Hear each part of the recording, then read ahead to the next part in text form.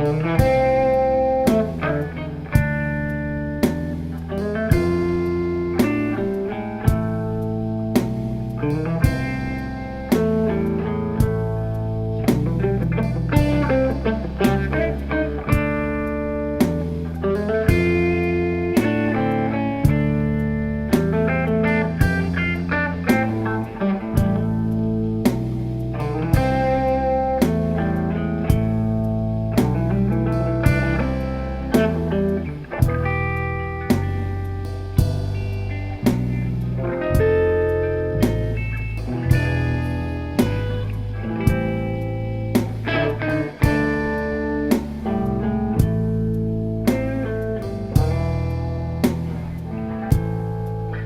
got a cold, cold feeling,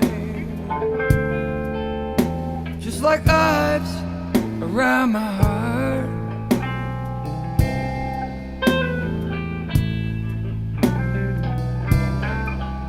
I got this cold, cold feeling,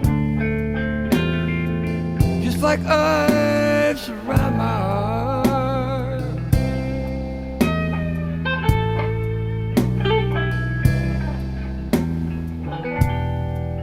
I know I'm gonna quit somebody every time this feeling starts.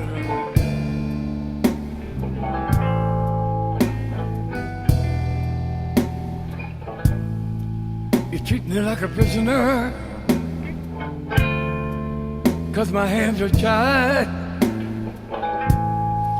Can't you see what you're doing to me? I'm cracking up inside. I got this cold, cold feeling,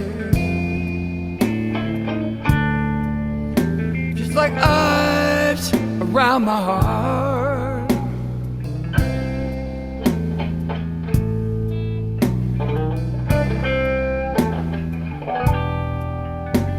I know I'm gonna quit somebody every time this feeling starts.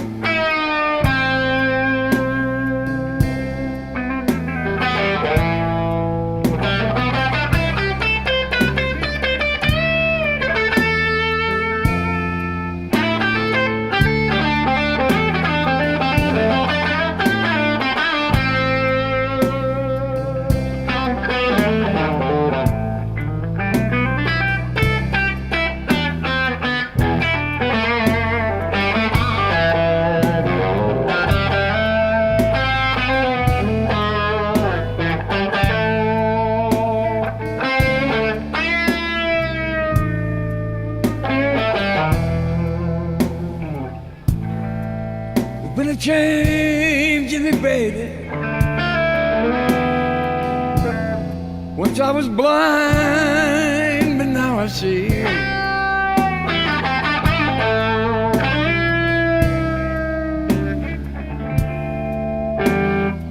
There's been a change in me, baby.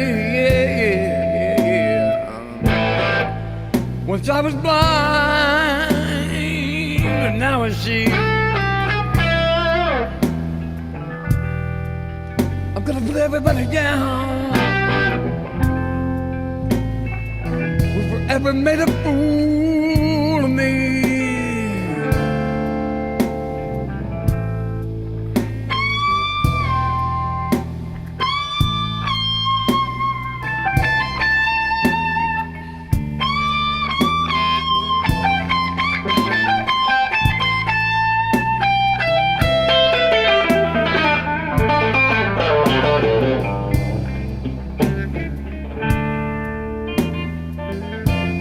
There's a change in me, baby.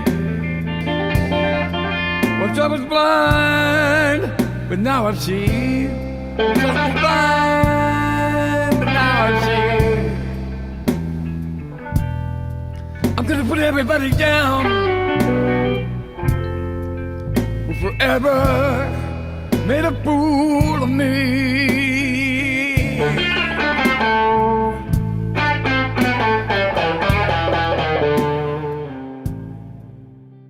Greetings everyone, it's Fred Sweet, and welcome to Guitar Media's Affordable Vintage Guitars, or entry-level vintage guitar models.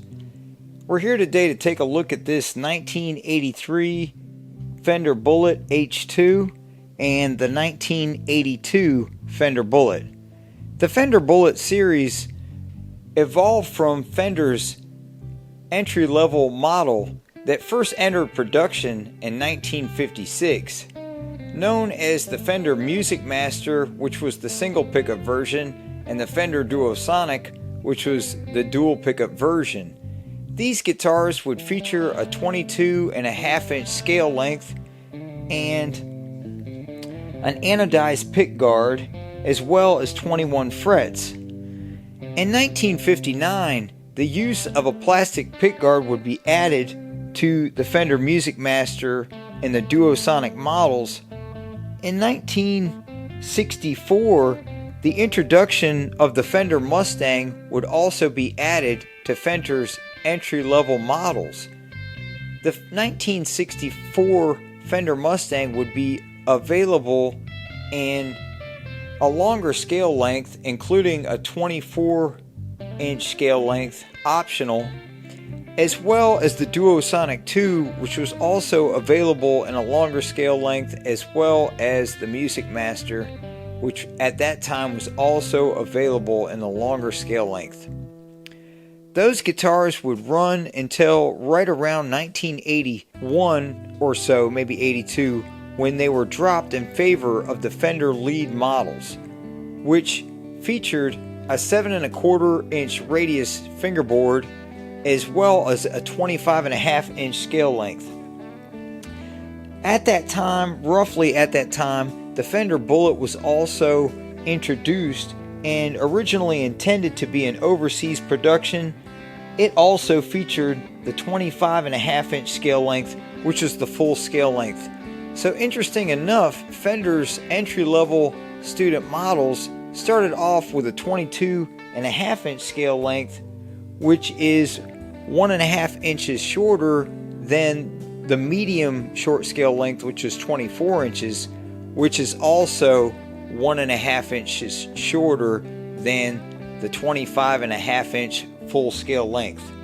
The Fender Bullet essentially was introduced in two models. There was the Fender Bullet, which featured a metal pick guard where the bridge and everything is one, all soldered separately and then placed into the body. And the Fender Bullet Deluxe was the higher model. And the Fender Bullet was $200 when it was first introduced, and the Fender Bullet Deluxe was $250. A little later on, in 1983, Fender would introduce the Bullet H2, H1, S1, S2, and S3 models. These guitars would feature a single humbucker in the H1, two humbuckers in the H2, one single coil in the S1, two single coils in the S2, and three single coils with a 5-way switch available in the S3 model. On the Fender Bullet H1 and H2 models, they would feature a coil splitter switch, which would allow for humbucking when it's pushed in, which is noise canceling, and single coil when it's released. So on the single humbucker version of this guitar, which is the H1, it would have the coil splitting switch, and then of course the two switches for the dual humbucker version of this guitar. And these humbuckers consist of two single coil Fender traditional style pickups that are actually just one turned this way like normal, and then the other one turned around that way, which is backwards, to create the noise canceling humbucker design.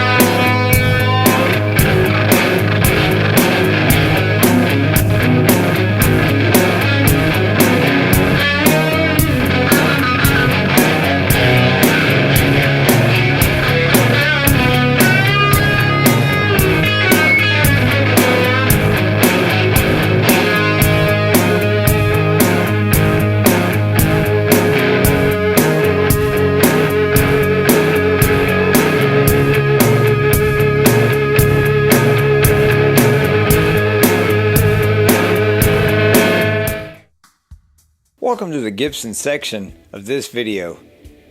The Gibson Melody Maker was first launched in 1959 and was produced until 1971, but was discontinued in favor of the SG 100, 200, and 250 models. The first version of the Gibson Melody Maker in 1959 featured a single cutaway body that was similar to the Les Paul Jr., only just slightly thinner. In 1961, the single cutaway body would be done away with in favor of the double cutaway body design. By 1966, the double cutaway body design would be replaced by the SG body style design. Originally, the Gibson Melody Maker would be available with a single coil pickup or two single coil pickups. The double pickup design was the Gibson Melody Maker D model, D indicating dual pickup design. Really, with Gibson guitars, well actually this earlier today I saw a 1965 Gibson Melody Maker on Craigslist, which I'm pretty sure it's still available for sale. The guy was offering it at $1,500 or best offer, which is certainly closer to the top of the Reverb price guide, but considering the guitar is in good condition with the gator case, is not out of line. So interesting enough, here's a few photos of the guitar, and it's been my experience that if you ever could imagine the desert island affordable vintage guitar or entry-level vintage guitar, and you ask me, okay, what would your desert island, baseline vintage guitar be? And my answer to that question would be the early 70s SG Specials are some of the most affordable vintage Gibson guitars. And really, when people talk about affordable vintage Gibson guitars, the Les Paul is a model that just doesn't come to mind because it can't compete with the incredibly cheap prices of the SG models. However, the Les Paul Deluxe is not priced nearly as high as the other models. SGs are just the value models across the board, and they have the SG1 and the SG2 in the early 70s, which featured a maple neck and a maple body, and they also had many other SG models in the 70s that are still affordable today. I guess if you consider in between $1,000 and $2,000 affordable.